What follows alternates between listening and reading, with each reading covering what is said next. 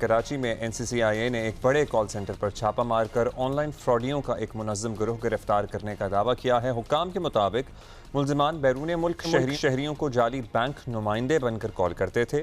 مختلف اپلیکیشنز اور social engineering کے ذریعے غیر ملکی شہریوں کا حساس بینکنگ ڈیٹا حاصل کرتے تھے، حاصل ان کے اکاؤنٹس اور کارڈز کی ڈیٹیل، اور پھر ظاہر ہے وہی کرتے تھے جو کرتے ہیں یہ لوگ، رقم اڑا لیتے تھے۔ National cyber crime investigation agency کے مطابق آن لائن فراڈ گلزار ہجری میں موجود ایک کال سینٹر میں کیا جا رہا تھا۔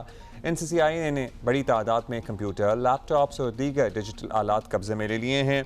معاملہ کیا ہے اس بارے میں جانتے ہیں، ہمارے ساتھی ذیشان ہمارے ساتھ موجود ہیں۔ ذیشان، پہلے تو بتائیے ایگزیکٹلی کیا ہو رہا تھا یہاں پہ، کب سے ہو رہا تھا، حکام کو کیسے خبر ملی؟ دیکھیے، یہ ایک انفارمیشن ملی تھی جس کے اوپر ایک انٹیلیجنس بیسڈ انفارمیشن تھی، یا جسے مخبر کی انفارمیشن کہتے ہیں، وہ NCCIA کو ملی تھی، جس کے بعد میں اس کو بیک لوپ کیا گیا اور اس کے بعد میں گلشن اقبال بلاک 4 میں اس جگہ کی نشاندہی ہوئی جہاں پر یہ ایک پورا کا پورا اللیگل کال سینٹر رن کیا جا رہا تھا۔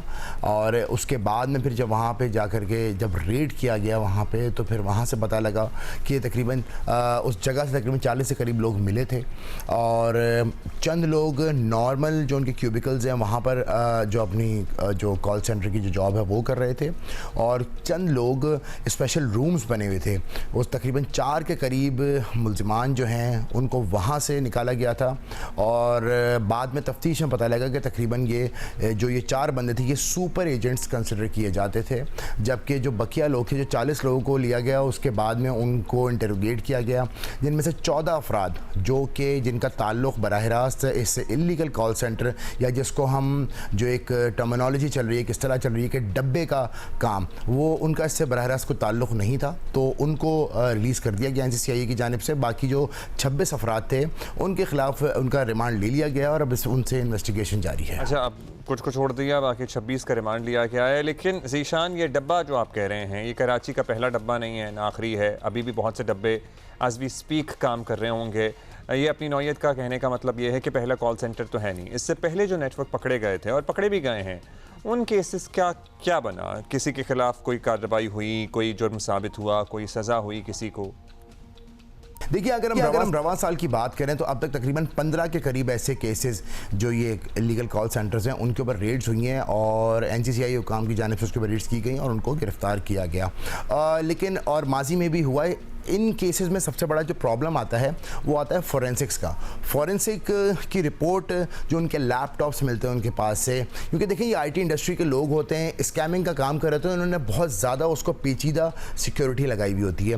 اس سیکیورٹی کو انفولڈ کر لیا جاتا ہے اور اس کے بعد میں اس کی فورینسک رپورٹ بنا کے دی جاتی ہے۔ لیکن دوسرا جو پرابلم سب سے زیادہ آتا ہے، اس دورانیے میں چالان سارے کیسز ہوئے ہیں ابھی تک، اس دورانیے میں ملزمان اپنی بیل پر باہر آ جاتے ہیں، اور جب ان کی تاریخیں لگتی ہیں تو وہاں پر جاتے ہیں۔ انفارچونیٹلی کیسز ابھی جتنے بھی ہوئے ہیں وہ سارے کے سارے چالان ہو گئے ہیں، لیکن جو ایک کنوکشن ہے وہ زیادہ نظر نہیں آتی۔ اس میں ایک سب سے بڑی وجہ یہ ہے کہ جو ٹرائل ہے اس کا دورانیہ خاصا سلو ہوتا ہے، ٹرائل کافی سلو ہوتے ہیں، اور جتنے ٹائم میں ان کے خلاف فیصلہ سازی ہوتی ہے، جب تک ان کے خلاف فیصلہ آتا ہے تب تک وہی ملزمان جو کہ بیل پر آؤٹ ہوتے ہیں وہ کئی دفعہ بار بار بھی گرفتار چھوٹ بھی جاتے ہیں۔ بہت شکریہ آپ کا ذیشان صاحب۔